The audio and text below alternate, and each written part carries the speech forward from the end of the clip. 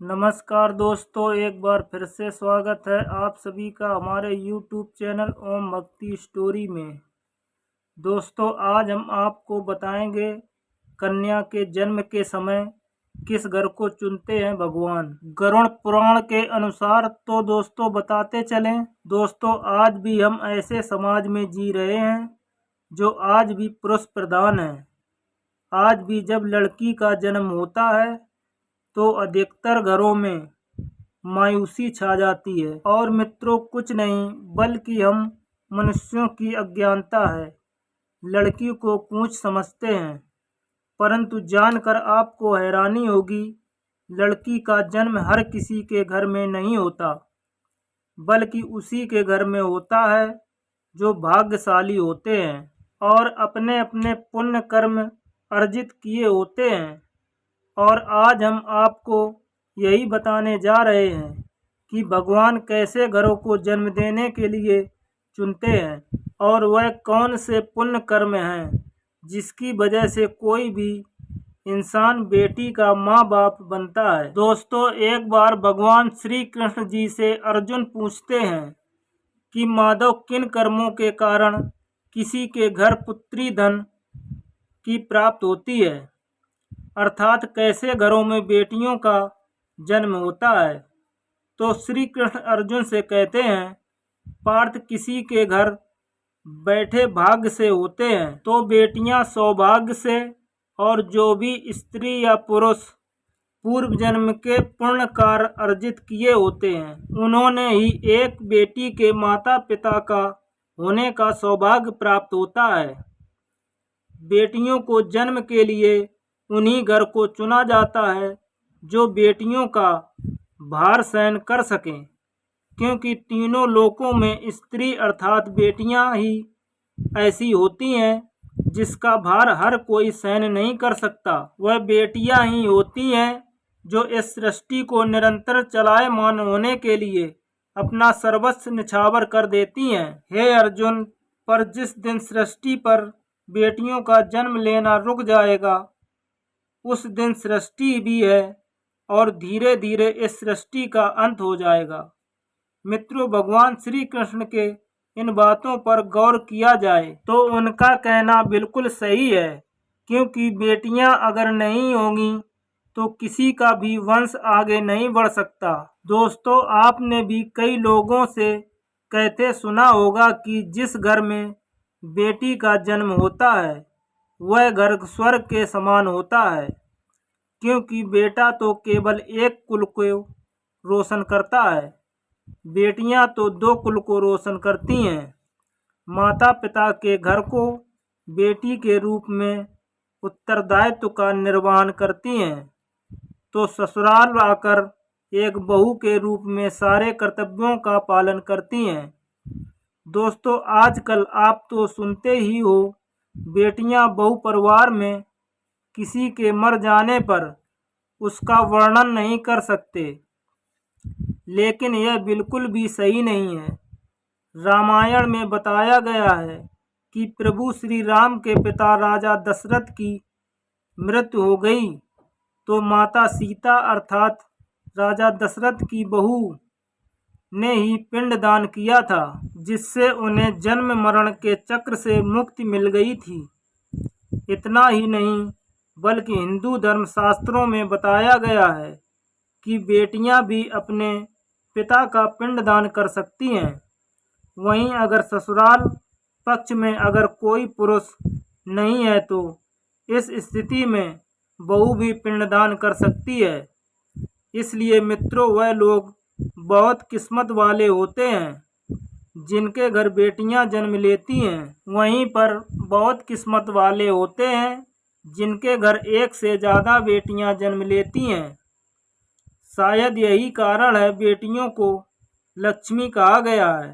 दोस्तों, बहुत से लोगों की सोच यही होती है, बेटी है तो बिना समय गंवाए इस पर पढ़ाई में पैसे लगाएं, जल्द से जल्द शादी कर दो। लेकिन यह सोच एक बेटी के भविष्य को बर्बाद कर देती है। जरा सोचिए, एक बच्चे के मन में कितने सपने होते हैं, उसे कुछ करना है, लेकिन यह सपने सपने ही रह जाते हैं। इसलिए अपनी बेटियों को सपने पूरा करने देना चाहिए।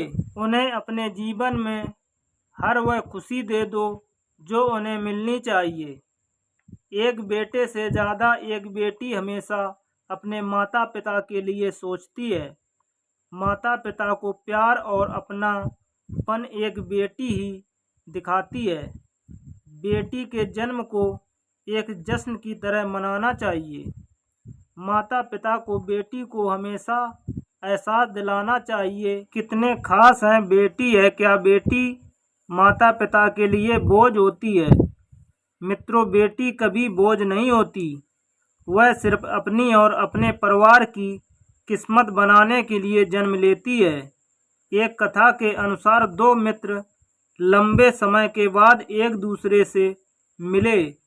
एक दोस्त ने दूसरे दोस्त का हाल पूछा तो जवाब में उसने कहा कि मेरे हाल तो एकदम बढ़िया है, और हो भी क्यों ना, मेरे दो बेटे तो हैं। तो वो अपने दोस्त से पूछता है कि तेरे घर में कितने बच्चे हैं? दोस्त खुशी के साथ बताता है, मेरे घर में 2 बेटियां हैं। उसका दोस्त भगवान का शुक्रिया करता हुआ कहता है, मैं धन्य हूँ, मेरे घर बेटियां नहीं हैं। यह सुनकर पिता के आंसू आ गए। फिर उसकी बेटी पिता के मित्र से कहती है कि अंकल, भगवान हमेशा भाग्यवान को बेटी देते हैं। कभी गरीब को बेटी के रूप में माता लक्ष्मी नहीं देते।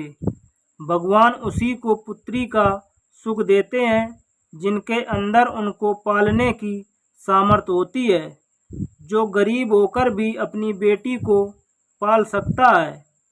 एक बार विवेकानंद वैष्णो देवी की सीढ़ियां चढ़ रहे थे। बगल से किसान अपने कंधे पर बैठाए अपनी बेटी को चढ़ाई चढ़ रहा था। तभी स्वामी विवेकानंद ने कहा कि बाबा, आपकी बेटी का बोझा आपको लग रहा होगा, इसको मैं उठा लेता हूँ, माता वैष्णो के दरबार तक ले जाता हूँ। सबके सामने स्वामी विवेकानंद से कहा कि बेटी कभी बाप के कंधे पर बोझ नहीं होती।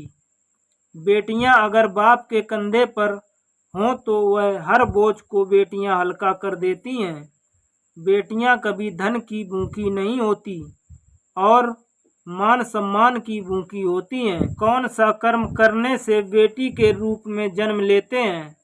अब सोचने वाली बात यह है कि कौन से कर्म के बाद आप किसके घर आप लड़की के रूप में जन्म लेते हैं और उनके घर के लिए लक्ष्मी का रूप लेकर साबित होते हैं। गरुड़ पुराण में बताया गया है कि आत्मा को जब नया जन्म मिलता है तब आत्मा को शरीर के अनुसार व्यवहार में चलकर अपने कर्म करने होते हैं। शरीर के जरिए कर्म करके कि आत्मा अपने जन्म के उद्देश्य को सामर्थ्य भी बना सकती है और निरर्थक भी। यदि कोई पुरुष महिलाओं का आचरण करता है, स्वभाव में महिलाओं वाली आदतें ले आता है या वही काम करना चाहता है तो एक महिला को करना चाहिए। तो ऐसे ही पुरुषों का आत्मा स्त्री का शरीर धारण कर लेती है। वहीं गरुड़ पुराण में बताया गया है, यदि कोई व्यक्ति मृत्यु के अंतिम क्षण में किसी स्त्री को याद करते हुए प्राण त्यागता है तो वह अगले जन्म में स्त्री के रूप में जन्म लेता है। अगर वह अंतिम क्षण में परमेश्वर का नाम लेता है तो वह मुक्ति के मार्ग पर अग्रसर हो जाता है। तो दोस्तों, हमारी जानकारी आपको पसंद आई होगी। अगर हमारी जानकारी पसंद आई हो तो हमारे चैनल ओम भक्ति स्टोरी को सब्सक्राइब कर लें और वीडियो को शेयर करें। धन्यवाद।